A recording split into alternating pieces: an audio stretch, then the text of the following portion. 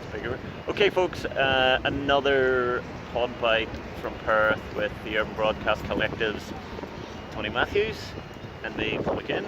So we're basically standing in the middle of Yagan Square. This is just a recently opened public space, or I should say quasi-public space. Partially public space. Partially public space, private public space, privatised public space, public-private space.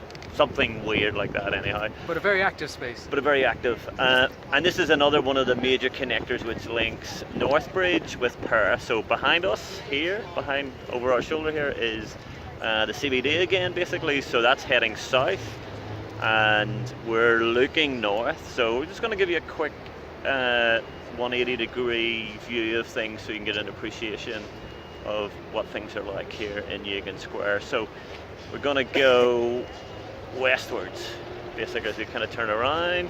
Sun's going to be in our eyes and blind us basically completely. Back with the glasses. Back.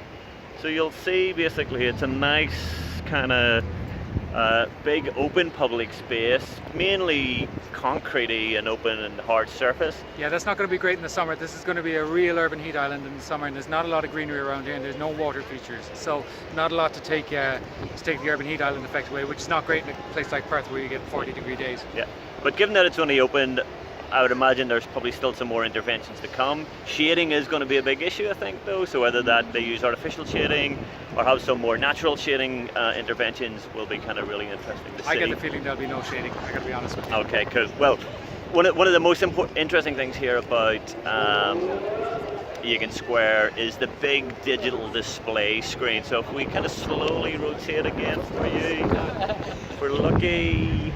It's coming up soon. There it is behind my head. So between us, if you... Okay, we're going to tilt this for you.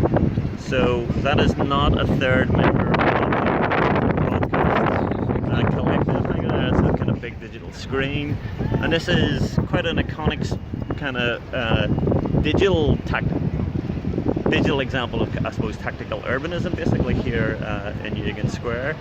And it kind of broadcasts various kinds of landscapes and things about people and stuff like this. Although interestingly, it was hacked about a month or so ago, and some adult material was actually broadcast up onto the screens for about 5-6 minutes. So need to be careful with these tactical urbanism projects. And I think an early example as well of what a lot of people are worried about with the smart city movement and this digital cities thing, which is the idea that if you digitize urban spaces and urban features, you leave them vulnerable to things like hacking. And so this is one thing to hack a screen and put some adult material up there. A whole other story if somebody hacks a fleet of autonomous vehicles or something like that. That's much more potentially problematic. So I think we're seeing some early signs of maybe an impending urban problem, something that's going to be with us more in the future. Yeah, so on the one hand we're seeing kind of digital disruptions, disruptive urbanisms through smart city interventions, but ultimately these things may be compromised sometime in the future, which will pose big problems for our security, our surveillance, you know, our ability to consume and walk through these types of spaces. So, okay, another quick Podbite from Perth with your broadcast collectives, Tony Matthews and me, Paul Maginn. So, see you later, folks. See you next time.